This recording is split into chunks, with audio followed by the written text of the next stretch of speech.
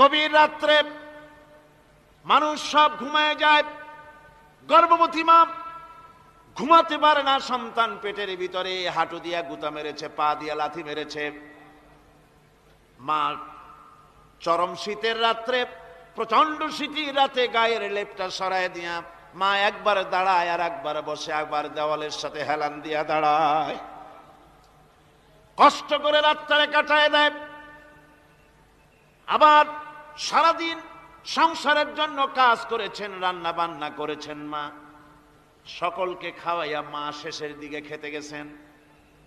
যখন নিজে খেতে গেলেন, খাবারের ক্ষুধাত নিয়ে, পেট ক্ষুধা নিয়ে খেতে বসেছেন, পেটের ভিতরে সন্তান লাথি মেরেছে, পেটের মধ্যে ঘুষা মেরেছে, হাঁটু দিয়া গুতা মেরেছে, ভরা পেটে, পেটের ভিতরে সন্তান গুতা মারলো হাঁটু দিয়া, মাথা দিয়া। মা ক্ষুধা রয়েছে, পেটে খেতে পারলেন না, বেদনা শুরু হয়েছে। খাবারের থালাটা ঠেলে দিয়ে মা দাঁড়ালেন, বসলেন, চোখের পানি ফেললেন। এভাবে করে মা একটা দুইটা দিন নয়, 10টি মাস পর্যন্ত সন্তানটাকে পেটের মধ্যে নিয়ে, একটা জীবিত মানুষ আর একটা জীবিত সন্তান পেটের মধ্যে নিয়ে নড়াচড়া করছেন, চলাফেরা করছেন। কিতাবের মধ্যে এসেছে, রাতের বেলায় মা যে ঘুমাতে পারেন না, সন্তানের নড়াচড়ার কারণে রাতভর ইবাদত করলে যত সওয়াব পাওয়া যেত, আল্লাহ ওই সওয়াব মায়ের আমলনামায় লিখে দেন। সন্তান পেটে থাকার কারণে খেতে পারে না, পেট ভরে ক্ষুধায় কষ্ট পায় মা, এই জন্যে 10 মাস ধরে রোজা রাখলে যে সওয়াব হতো, আল্লাহ রাব্বুল আলামিন মায়ের আমলনামায় রোজার সওয়াব লিখে দেন। 10 মাস পুরে গেল, সন্তান ডেলিভারির সময় চলে এলো। মায়ের মন বিমর্ষ, সন্তান ডেলিভারি হবে, না জানি মরে যায় নাকি, না জানি অপারেশন লাগে নাকি, কি অবস্থা হবে। মা খেতে পারে না, মুখটা শুকায়া যায়। ডেলিভারির সময় যখন আসে, মা বাবার কাছ থেকে বিদায় নিয়ে যায়, স্বামীকে একান্তে গোপনে ডেকে নিয়ে বলে, প্রাণের স্বামী, দীর্ঘদিন একসঙ্গে ঘর কন্যা করেছি, অপরাধ হয়ে যেতে পারে, আমারে মাফ করে দিও। আমার মনে হয় এবার আমি আর বাঁচবো না। সংসার থাকলো, চাবি থাকলো, সব বুঝে নাও, আমারে মাফ করে দিও। মা চলে গেল সতিকা গৃহে, ক্লিনিকে চলে গেল, অপারেশন থিয়েটারে চলে গেল, অথবা ডেলিভারির জায়গায় চলে গেল। ডেলিভারির পেইন শুরু হয়ে গেল, বেদনা শুরু হয়ে গেল। এক একটা বেদনা যেন মায়ের এক একটা মৃত্যু যন্ত্রণা শুরু হয়ে যায়। এমন যন্ত্রণা, প্রসব বেদনা দুনিয়ার ভুক্তভোগী মা ছাড়া আর কেউ জানে না। এই চরম বেদনার ভেতর দিয়ে, চরম কষ্টের ভিতরে মা যখন একটা বাচ্চা প্রসব করলো, জিহাদের ময়দানের মতো মা রক্তাক্ত হয়ে গেলেন, সন্তান দুনিয়ায় এলো। মা তখন অস্থির থাকেন। এত বড় বিরাট কষ্টের ভিতরে আল্লাহ রাব্বুল আলামিন বলেন, সন্তান যখন ডেলিভারি হয়ে গেল, মায়ের মনের ভিতরে আমি তখন এই ফিলিংস, এই টেন্ডেন্সি জাগ্রত করে দিই, দেখ কি হয়েছে। মা তখন দেখতে চায় কি হয়েছে। মায়ের সামনে যখন এত কষ্টের, হৃদয় রিংগ্রণ, কলিজার 32টি নাড়ি ছেঁড়া যন্ত্রণার সন্তান যখন মায়ের চোখের সামনে আসে, আল্লাহ পাক বলেন, মা যখন তার ছেলের মুখের দিকে তাকায়, মেয়ের মুখের দিকে তাকায়, আল্লাহ বলেন 10 মাসের পেটে ধরা কষ্ট আর ডেলিভারির সব কষ্ট মায়ের মন থেকে মুছে ফেলে দেই। আল্লাহ রাব্বুল আলামিন বলেন, খবরদার দুনিয়ার মানুষ, এমন মায়ের সাথে নাফরমানি করবি না, এ মায়ের সাথে নাফরমানি করবি না, মাকে সম্মান করবি, মার কাছে দোয়া চাবি। দুনিয়ায় যদি সম্মান চাও, রিজেক্ট চাও, মায়ের পায়ে ধরে কাঁদো। মায়ের জাতি অনেক সম্মান তার। রাসূল করিম সাল্লাল্লাহু আলাইহি ওয়াসাল্লামকে প্রশ্ন করা হয়েছে, হুজুর খেদমত করব কার? হুজুর কয় মায়ের। তারপরে কার? হুজুর কয় মায়ের। তারপরে কার? হুজুর বলেন মায়ের। তারপরে কার? তোমার পিতার। 3 গুণ। তোর মায়ের মর্যাদা 3 গুণ বেশি, তোর বাপের চাইতে মর্যাদা বেশি। সুবহানাল্লাহ পড়ে। আর আজকে ইসলামের শত্রুরা তারা বলে যে ইসলাম নারীর অধিকার আদায় করে নাই, নারীর অধিকার ইসলাম দেয় নাই তো কে দিয়েছে? আমার বন্ধুগণ, বিশ্ব নবী জনাব মুহাম্মদ রাসূলুল্লাহ সাল্লাল্লাহু আলাইহি ওয়াসাল্লাম মসজিদে নববীর ভিতরে বসে আছেন। এক বৃদ্ধা মহিলা মসজিদের মধ্যে প্রবেশ করলেন। হুজুর বৃদ্ধাকে দেখে দাঁড়ায় গেলেন, বিশ্ব নবী বুড়ি মেয়ে লোককে দেখে দাঁড়ায় গেলেন। আল্লাহ নবী বুড়িকে দেখে দাঁড়ালেন।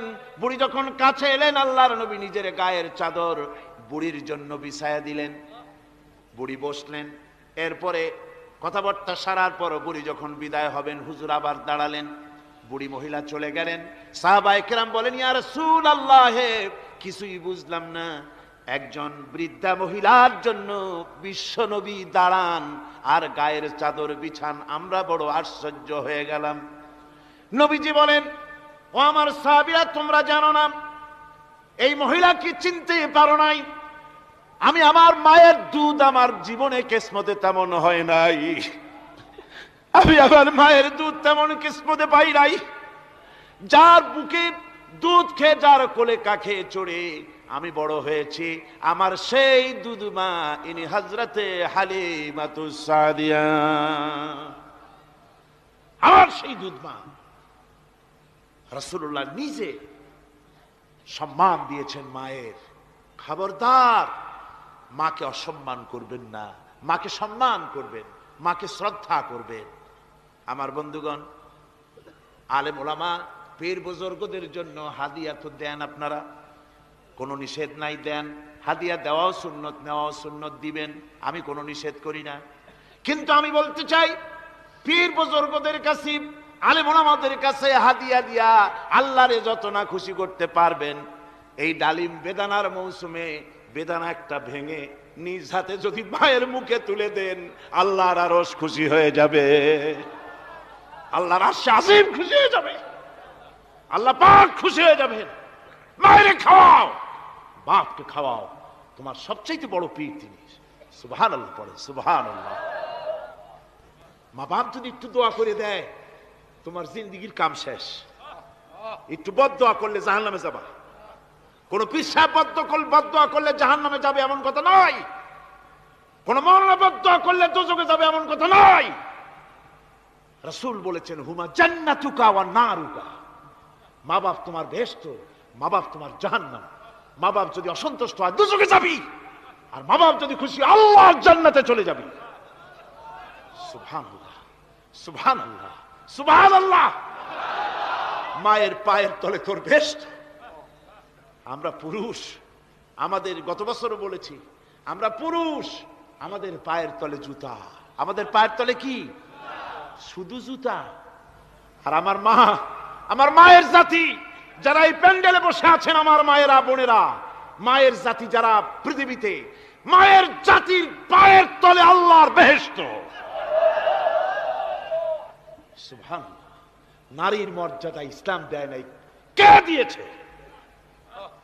আল্লাহ দিয়েছেন, আল্লাহর রাসূল দিয়েছেন।